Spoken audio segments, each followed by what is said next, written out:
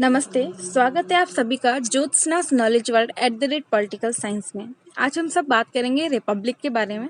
Republic यानी कि गणतंत्र नहीं, रिपब्लिक प्लेटो की एक रचना है, एक कृति है जिसके बारे में आज हम जानेंगे। ये प्लेटो की सबसे महान और सर्वश्रेष्ठ कृति है, सबसे महत्वपूर्ण कृति है प्लेटो की। इसे प्लेटो ने 40 वर्ष की अवस्था में लिखा था।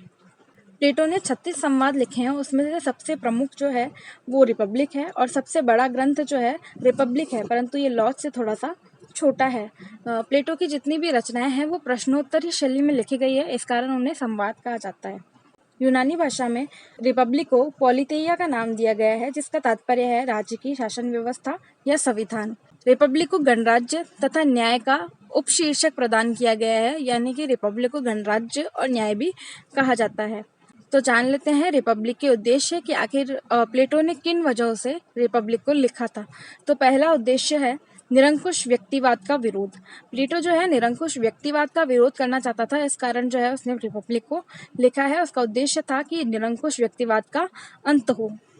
प्लेटो रिपब्लिक के माध्यम से सोफिस्ट विचारकों द्वारा प्रतिपादित आत्म तृप्ति के सिद्धांत को गलत और झूठा सिद्ध करना चाहता था, जिसे भ्रष्टाचारी और जनतंत्री दोनों प्रकार के राज्यों ने अपना लिया था। प्लेटो ने इस निरंकुश व्यक्तिवाद का विरोध किया और उसके स्थान पर राज्य के जैविक रूप का प्रतिपादन किया। प्लेटो ने उस हिंसात्मक व्यक्तिवादी प्रवृत्ति के उन्मूलन का प्रयास किया जो उस समय की राजनीति पर बुरी तरह से हावी थी तथा जिससे प्रभावित होकर धनिक तंत्रों में अमीर और जनतंत्र में गरीब वर्गों का शोषण किया जा रहा था। यानी उस समय जो था निरंकुश, बिना किसी अंकुश के, बिना किसी नियंत्रण के जो है व्यक्तिवाद, यानी कि एक ही व्यक्ति की सोच और सत्ता का जो प्रचलन था वो बढ़ रहा था। उस समय बिना किसी अंकुश के व्यक्तिवाद की ओर जो है समाज अग्रसर हो रहा था, एक व्यक्ति के निश्चित हित की पूर्ति करने के लिए आगे बढ़ रहा था। तो प्लेटो चाहता था कि ऐसा ना हो और उसे जो है वो गलत साबित करना चाहता था, इस कारण उसने जो है रिपब्लिक की रचना करी।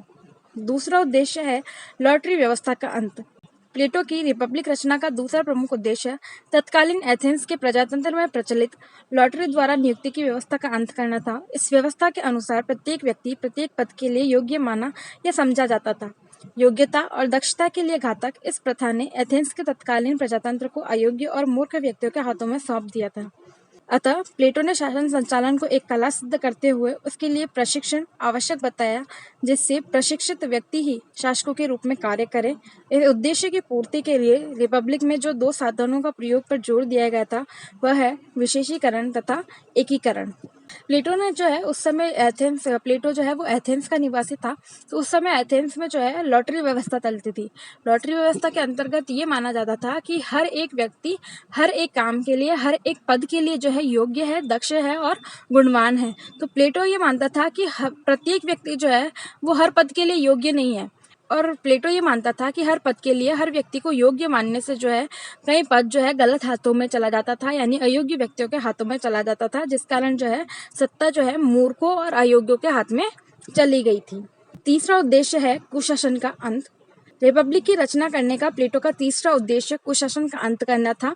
तत्कालीन यूनान नगर राज्यों में शासक वर्ग द्वारा शासन शक्ति का प्रयोग खुलेआम अपने स्वार्थों की पूर्ति के लिए किया जा रहा था, जिससे कुशासन निरंतर बढ़ रहा था। इस कुशासन को रोकने या समाप्त करने का उपाय प्लेटो ने रिपब्लिक में प्रस्तुत किया था। प्लेटो के अनुसार राज्य द्वारा शिक्षा और प्रशिक्षण की व्यवस्था स्थापित कर व्यक्तियों को गुणी, योग्य व निस्वार्थी बनाकर राज्य को कुशासन रूपी दुर्गुण से मुक्त किया जा सकता है।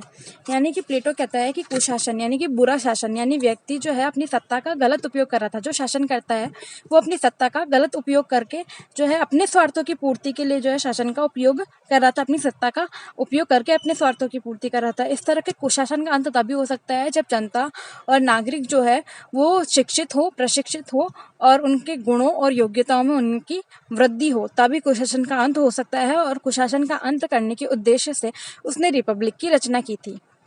रिपब्लिक की विषय वस्तु यानी कि रिपब्लिक के अंदर दिया क्या क्या गया है। बार्कर ने अध्ययन की दृष्टि से रिपब्लिक को निम्नलिखित 5 भागों में विभक्त किया है। यानी कि पढ़ने के हिसाब से, उसने तो लगातार बुक लिख दी थी, पर पढ़ने के हिसाब से जो है बार्कर ने जो है रिपब्लिक को 5 भागों में बांटा है। पहला आध्यात्मिक भाग, दूसरा नैतिक दर्शन, तीसरा शिक्षा, चौथा संपत्ति और परिवार और पांचवा है आदर्श राज्य का पतन। तो शुरू करते हैं पहला पॉइंट, आध्यात्मिक भाग।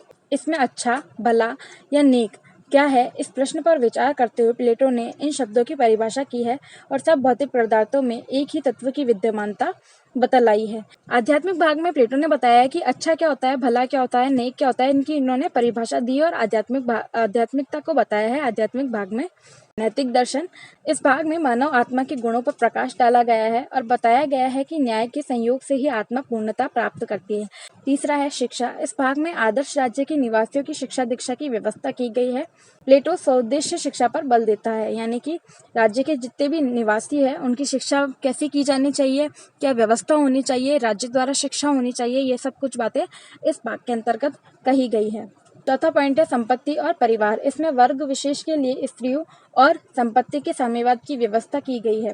प्लेटो ने जो है साम्यवाद का सिद्धांत दिया है, उसके अंतर्गत ही उसने संपत्ति और परिवार दोनों के ही साम्यवाद का विचार प्रस्तुत किया गया है और चौथे भाग में इनका वर्णन प्राप्त होता है।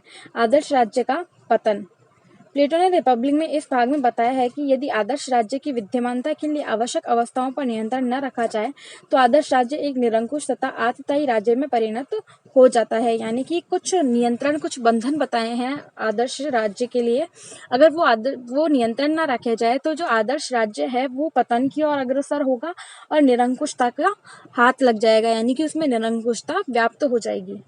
रिपब्लिक के बारे में राजनीतिक विद्वान जॉर्वेट ने लिखा है कि प्लेटो की समस्त चिंतन और रचनाएं रिपब्लिक के इर्द गिर्द घूमती है। इसी से पता चलता है कि रिपब्लिक प्लेटो की सबसे ज़्यादा महत्वपूर्ण और सबसे बड़ी कृति है, जिसमें उसके समस्त विचारों और विचारधारा का पता चलता है, उसके दर्शन का पता चलता है। उम्मीद है आपको पता चला होगा कि रिपब्लिक में क्या क्या बताया गया है, प्लेटो ने उसके क्या क्या विचार रिपब्लिक के अंतर्गत प्रस्तुत किए हैं, उसे कितने भागों में बांटा गया है और रिपब्लिक के उद्देश्य क्या है, प्लेटो ने रिपब्लिक क्यों लिखा है। अगर वीडियो पसंद आई हो तो लाइक, शेयर और चैनल को सब्सक्राइब जरूर कीजिएगा। Thank you.